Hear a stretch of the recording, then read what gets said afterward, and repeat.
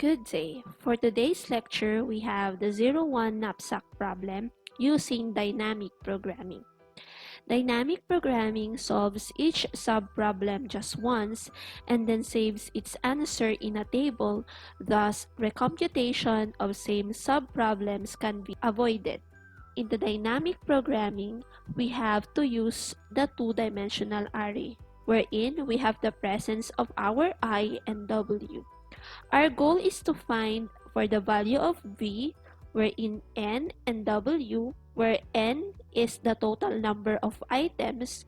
So we have here the I, 0 up to the number of items. So we have here in the presence of our number of rows, and W, which is the maximum weight of the knapsack that can carry. So we have here in columns 0 up to the maximum weight of the knapsack. So we have here the first example of 01 knapsack problem applying dynamic programming solution. So we have to take note that the knapsack has the maximum weight of 5. So that is why in the number of our columns, we have 0 up to 5. So we include weight 0. And for the number of items or the value of our I, we have 4. So we have there 1, 2, 3, and 4. And in our table, we have started with 0, 1, 2, 3, and 4. Okay. Now let's plot for the different values. At first, under item 0, we have to initialize values as 0. Also, under the weight 0, we will input value 0.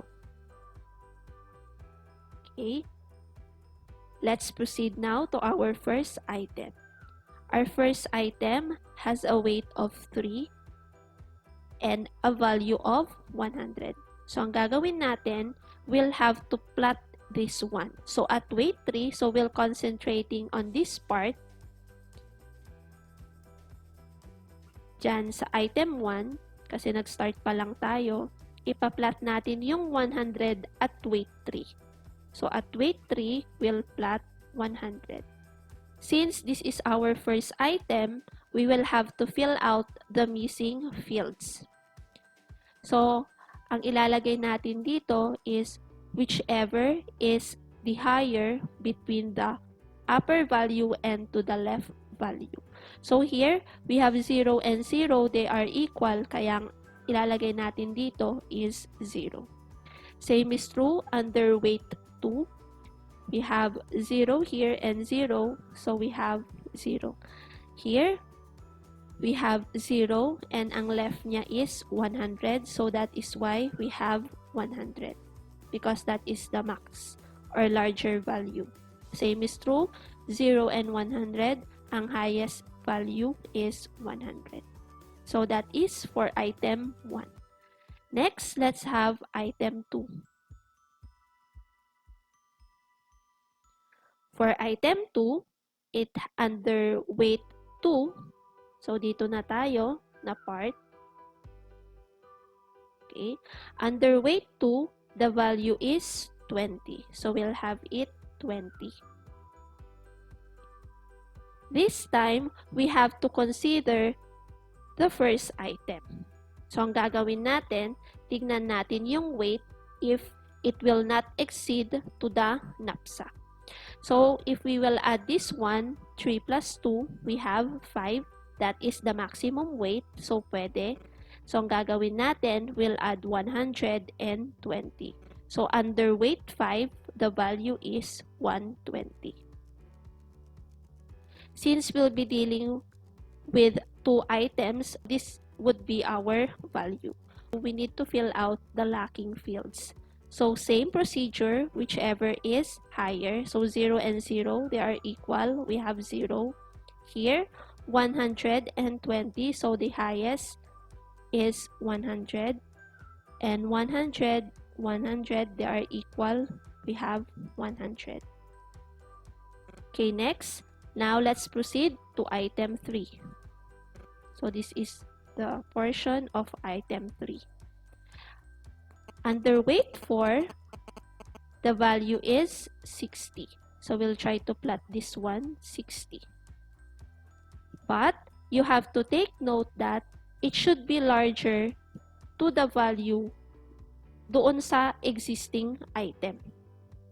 So dito, sa taas niya, ang value is 100. So meaning 60 is not applicable. It should be equal or higher to the existing item. So 60 here is not possible. So ang gagawin natin, have to analyze possible combinations such as item 3 and 2 or items 3 and 1. Okay, let's have 3 and 2. For items 3 and 2, the weight is 4 plus 2, we have 6. So it exceeds the weight, so it's not possible. How about if we have 4 and 3? Again, it's 7. So it exceeds sa maximum weight na 5. So meaning, we'll just copy. So kung walang possible entry for that, so we'll just copy the existing values sa naunang item. Okay? And lastly, we have the item 4. So we have here item 4. Okay? So let's have at weight 1. So here, under weight 1, the value is 40.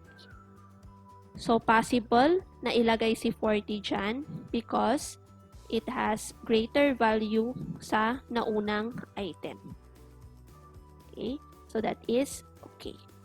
Now, let's have other possible values such as 4 and 3. Items 4 and 3. So this is 5. 1 plus 4 is 5. So yun yung weight natin. Let's add 60 plus 40 is 100. So hindi natin pwedeng ilagay yung 100 kasi it is lesser than 120. So that is not possible. Next combination natin, 4 and 2. Items 4 and 2. We have the weight is 2 plus 1. We have 3. So here, so ang value niya is 40 plus 20. That is 60. Still, it's not possible because lesser siya sa naunang value sa naunang item. How about if we have items 4 and 1? So that is, the weight is 4. If we'll add the value, 40 plus 100, that is 140. So that is possible. Okay? So if we're through with that, let's just fill out the missing fields. So here, 20 and 40, the highest is 40. 140, ang mas mataas ay 100. And lastly, 120 and 140, we have 140. So that is the first example on 01 knapsack problem applying dynamic programming solution. Next, let's have other way or formula in order for us to plot the desired values. So we have here the formula. So pagpalagay natin, we want to check if our values here are correct. So let's have this one, 4 of 1, 40. Doing formula, V, the value of I, W, the item number, then the weight is equal whichever is the maximum between the value of the item minus 1, comma, the weight, comma, the value of the item number minus 1, comma, the weight, minus the weight of the item, plus the value of the item. So let's try to apply.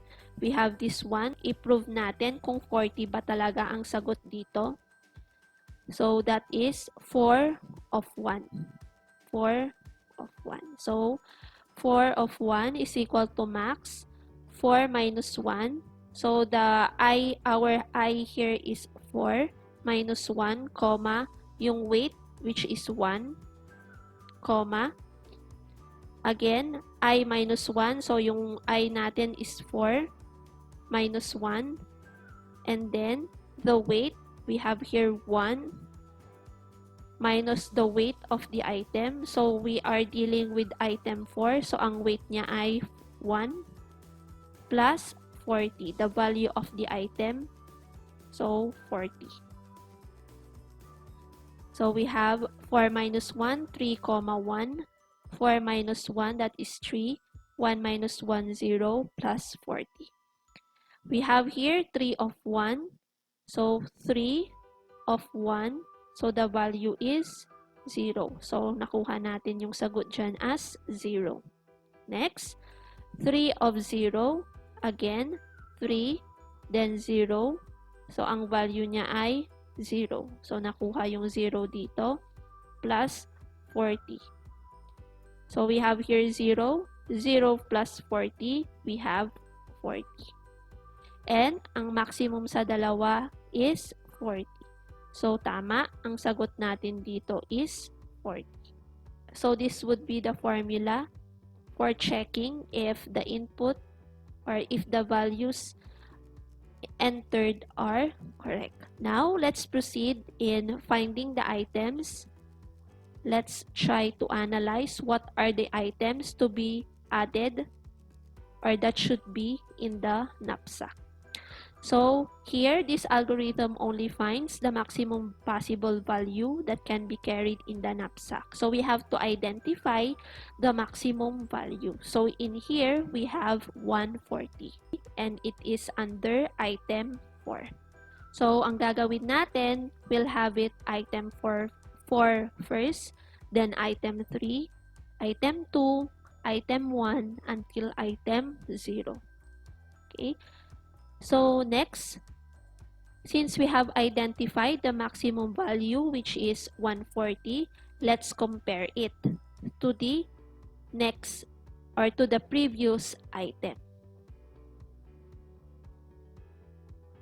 So, we'll compare the value of I, the value of the item, comma, weight, and the value of the item minus 1, and then the weight. So, here, we'll compare 4 of 5 and 3 of 5. So, we have to take note that if it is not equal, the item should be in the knapsack. While if it is equal, the item should not be in the knapsack. So, here, 140 ay hindi equal sa 120. So, meaning, item 4 should be added in the knapsack. So, 140 ay available lang under item 4. So, ibig sabihin, si item 4 should be in the knapsack. Okay. Next. Let's proceed to item 3. But before that, let's find for the next value since tapos na tayo sa 140. So, for the new value, we have the existing value minus the value of the item. So, our existing value is 140 minus the value of the item. So, our item is 4. The value is 40. So, ang new value na hahanapin natin sa item 3 ay 100. For the new weight, the existing weight minus the weight of the item. So, here, ang existing weight is 5 minus the weight of item 4. We have 1. So, our new weight is 4. So, for item 3, we have the following. Weight 4 and then the new value is 100. Okay? So, isusunod ulit natin, we'll compare. So, we'll compare 3 of 4, and 2 of 4. So, it is equal. So, therefore, if they are equal, item 3 should not be in the knapsack. Next, let's proceed. We'll compare again 100, 2, 2 of 4, and 1 of 4. And still, they are equal. So, item 2 should not be in the knapsack. Lastly, we have for item 1, again, for the value of 100, compare I of 4 and 0 of 4, and they are not equal. So, 100 is not equal to 0. So, therefore, item 1 should be in the knapsack. Next, let's have next value. So, we have plotted already 140 for item 4 and 100 for item 1. For the new value, you have the existing value, which is 100, minus the value of the item. So, nasa item 1 na tayo, kaya ang value niya is 100. So, our new value now is 0. For the new weight, ang existing weight ay 4 minus the weight of the item 1, which is 3. So, ang new weight natin is 1.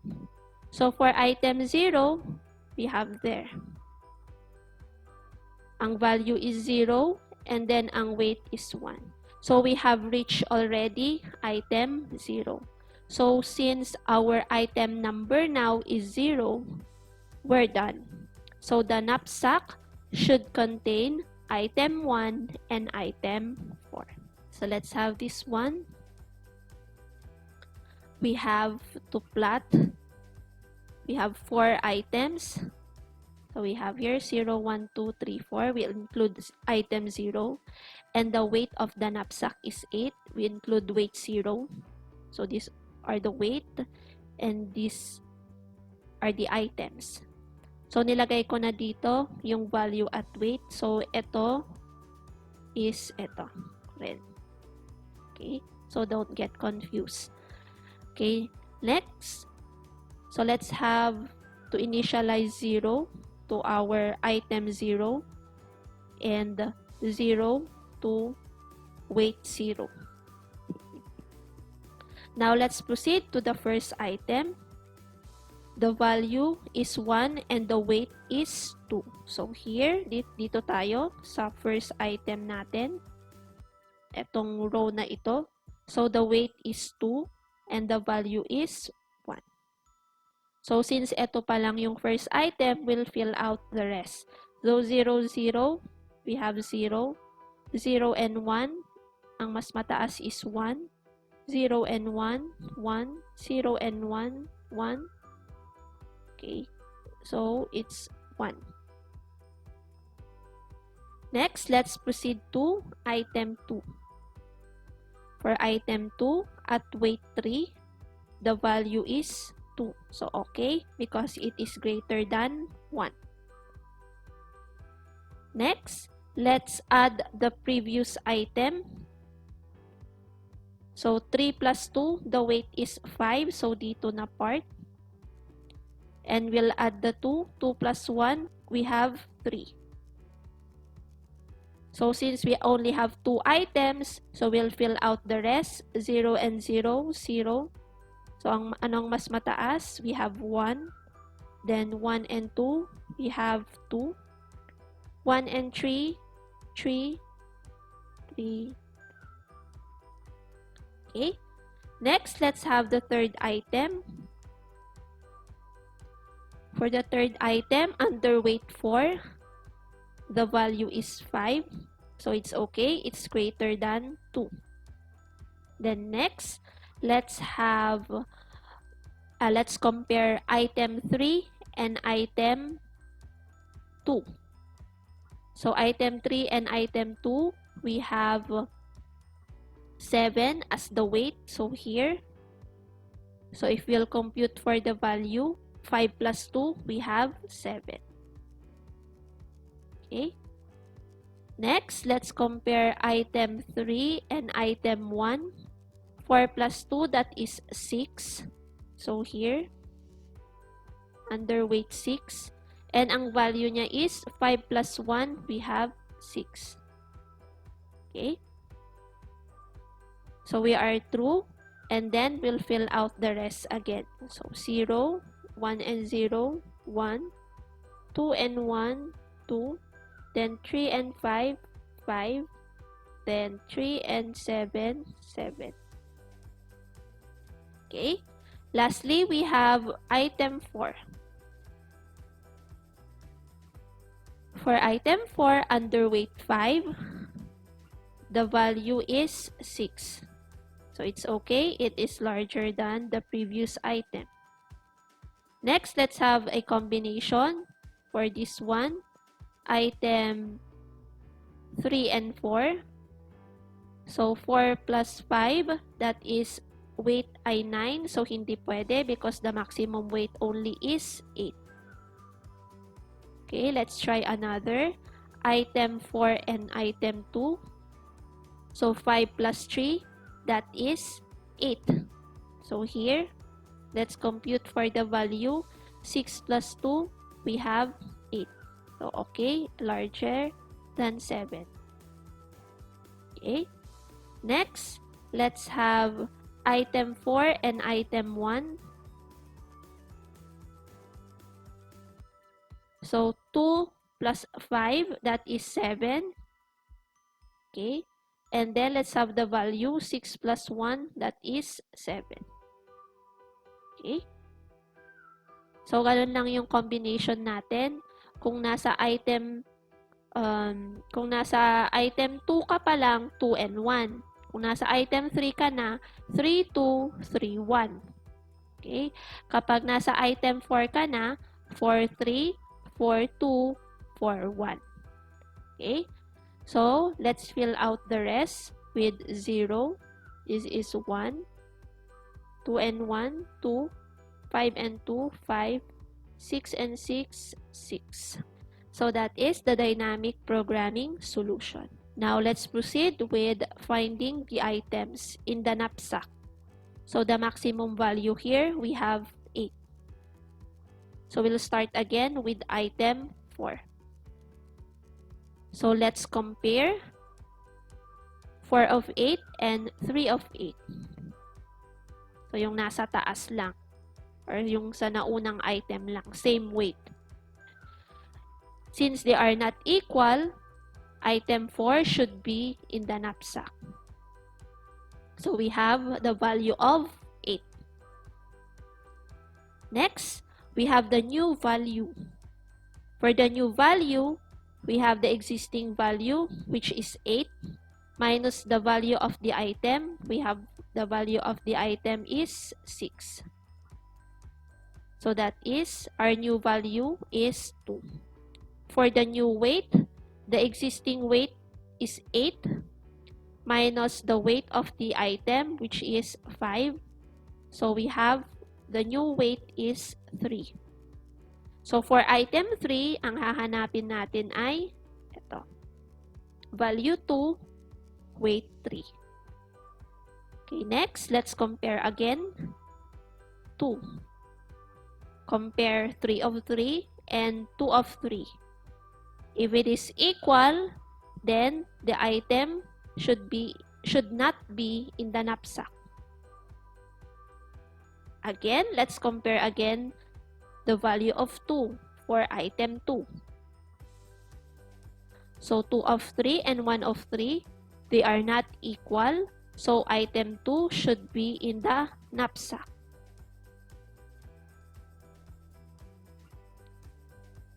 So we have to find out the next value. So for the new value, we have the existing value, which is 2. Minus the value of the item, which is 2. So, ang new value natin ay 0. For the new weight, we have the existing weight, which is 3, minus the weight of the item. Under item 2, we have 3. So, we have 0. So, if we will plot it, doon na part. So, kung nakarating na tayo sa item 0, we skip the item 1. Therefore, item 1 should not be in the knapsack. Okay? So, if our item number is 0, we're done. So, here, the knapsack should contain item 2 and item 4. So, lastly, we have example number 3. So again, we have 4 items and the maximum weight of the knapsack is 7. So initially, we'll have values 0 for item 0 and weight 0. So let's go back. So the weight, so we have here item 1. Under item 1, the weight is 1 and the value is 1. Okay, then first item pa lang naman, so we have to fill out the rest. Gawin nating 1. Kasi it is the larger value rather than 0. So 1. Next, let's have item 2. Okay. So the weight is 3 and the value is 4. Then next, let's have the item 2 and item 1. So 3 plus 1, ang weight is 4. So we have the value 4 plus 1, we have 5. Okay? And then we'll fill out again whichever is higher.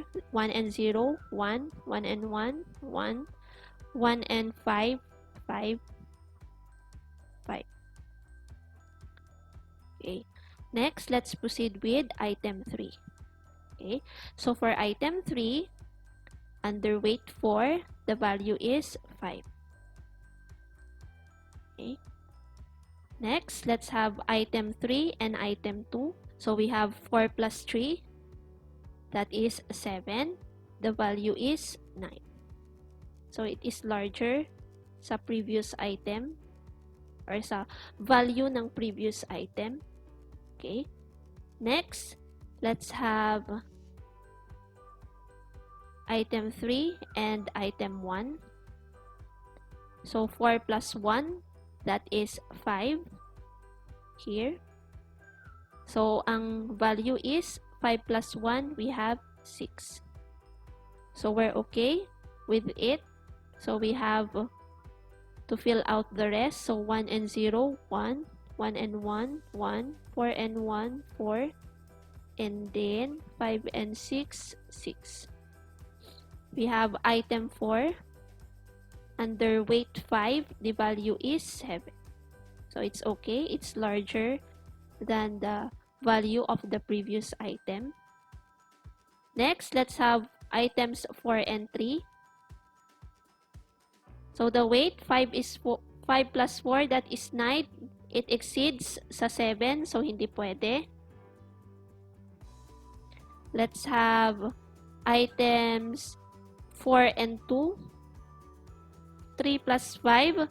So it exceeds again. So hindi pwede.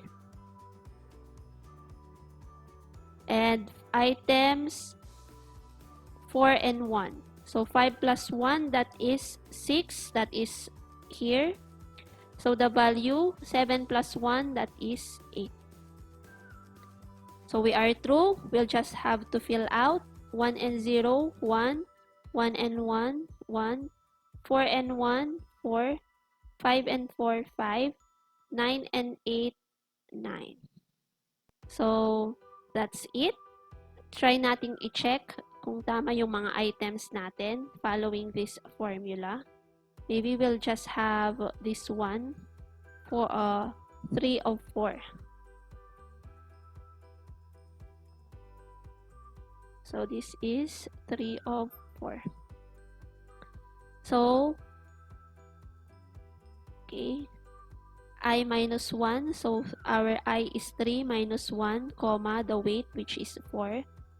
And then we have the item 3 minus 1, comma, the weight which is 4 minus weight of the item. So our item is item 3. Ang weight niya is 4. 4 plus the value of the item. So, item 3. So, ang value niya is 5.